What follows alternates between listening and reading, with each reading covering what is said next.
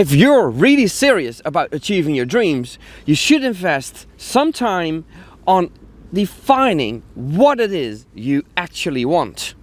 And if you decide to stick to the end of this video, I'll even have a big surprise for you. Well, have fun. Oh, and remember, if you fail to plan, you plan to fail.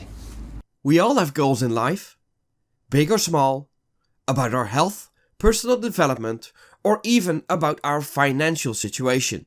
Whatever your goal may be, the primary objective is to achieve it, right? Yet, sometimes life happens. You lose your motivation, and along the way, achieving that goal gets put aside. Maybe your goal wasn't important enough, or maybe you're afraid of achieving it. Whatever the reason is, whatever change in your life stopped you from achieving it, there was a point in time where that goal was important to you. In hindsight, you spent all the time and energy with not much to show for. And this is where the SMART method comes into play. By translating your ambitious dreams into SMART goals, you're able to determine if you should actually spend your valuable time and energy to achieve them. Yes, a SMART goal is less sexy than a New Year's resolution. Yet, if you're really serious about making your dreams come true, you should invest some time in defining what it is you really want. SMART is an acronym for specific, measurable, achievable, relevant, and time sensitive. By making your goal specific, you're actually preventing something that I'd like to call bullshitting yourself. Instead of just telling yourself you're going to lose weight, tell yourself you're going to weigh 180 pounds or less before the end of March. Now, your vague goal has been transformed into a specific one. On the 31st of March, I can ask you, do you weigh 180 pounds or less? And you'll only be able to give me a yes or no answer. Using the following questions will help make your goal specific. What is the end result?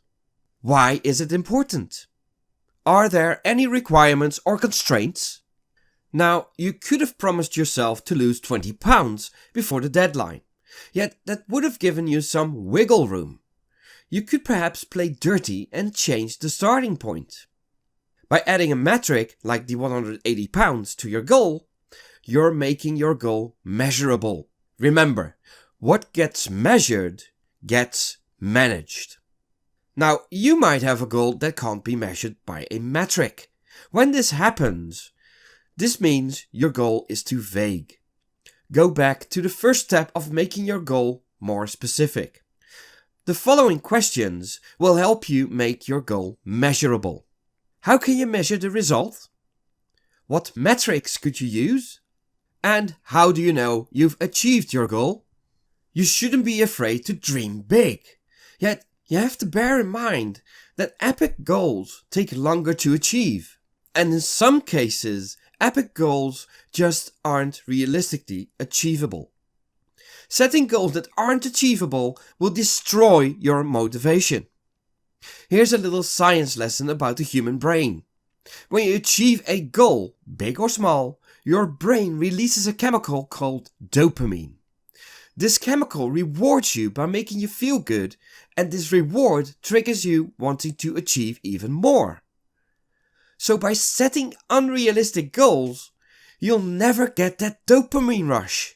In fact, it's better to chunk down your epic goal into smaller and easier to achieve milestones. This way, you'll be setting yourself up for multiple dopamine rushes that will help you maintain your motivation. So make the first milestone something that you already know you're going to achieve. These questions will help you make your goal achievable. Is the objective within my control? Can you get it done within the set time frame, given the requirements and constraints? And if so, how? Another part of keeping motivated is purpose. What is the meaning of life is a question many people have asked themselves. And this also applies when you're setting SMART goals. If the goal you're pursuing isn't relevant to you, you might as well stop right there and then. Don't waste any more of your time and energy on it. Instead, pick another goal to pursue. The relevance of your goal can be found by using the 5 times why method. This method will give you clarity on the importance of achieving your goal. Remember the part where I told you to make your goals more specific? Well, the second question to ask yourself was, why is it important?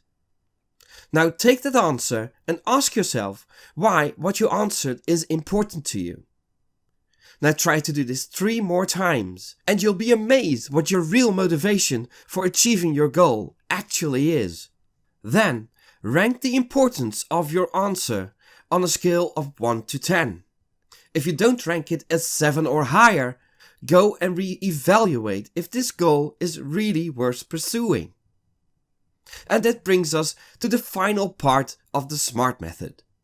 By making your goal time sensitive, aka giving yourself a deadline, you'll increase your sense of urgency.